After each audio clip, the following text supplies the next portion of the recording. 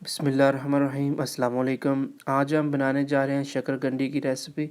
ये बहुत हम यूनिक स्टाइल के साथ बनाएंगे। सबसे पहले हमने शकरकंदी के 2 पीस ले लिए।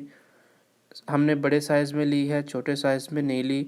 इसको तवे के ऊपर रख दिया है और इसके ऊपर हमने इसको कवर कर दिया है। हल्की सी आंच में हम तकरीबन 1 घंटा जो इसको ऐसे ही पकाएंगे ताकि ये अच्छे तरीके से गल जाए। तो 1 घंटे के बाद हमने इसको चेक करना है अब। तो ये देखिए शकरकंदी हमारी बिल्कुल गल चुकी है। अब हम इसको कटिंग बोर्ड पे ले चलते हैं।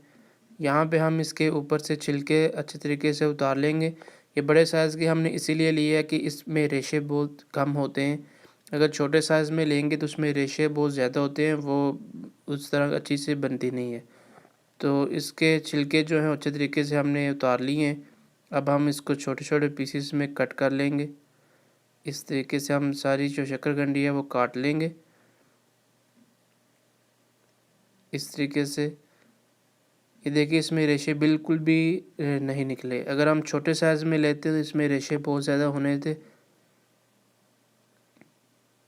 तो ये हमारी कट चुकी है। अब हम इसको एक बाउल में डाल लेते हैं।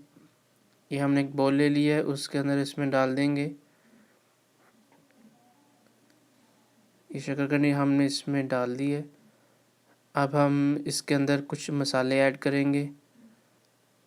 सबसे पहले हम इसमें काली मिर्च का पाउडर यानी कि ब्लैक पेपर थोड़ा सा इसमें ऐड कर देंगे। उसके बाद हम इसमें थोड़ा सा नमक और उसके बाद लाल मिर्च का पाउडर इसमें ऐड करेंगे थोड़ा सा।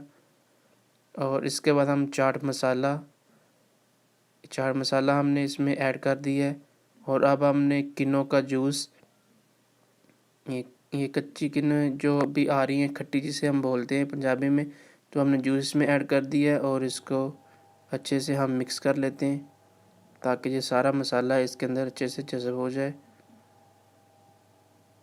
अच्छे से मिक्स करने के बाद हम इसमें ऐड करेंगे इमली आलू बुखारे की चटनी।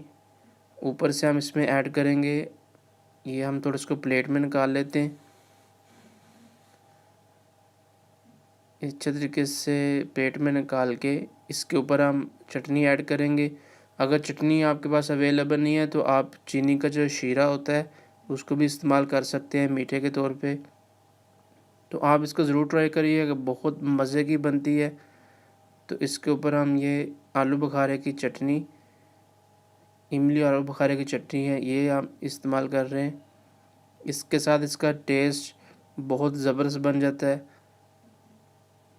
तो आप इसको ज़रूर ट्राई करिएगा। इंशाल्लाह आपको ये रेसिपी बहुत ज़्यादा पसंद आएगी।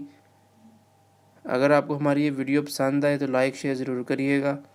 इंशाल्लाह मिलेंगे नेक्स्ट एक नई रेसिपी और नई वीडियो के साथ। तब तक के लिए अल्लाह हाफिज़।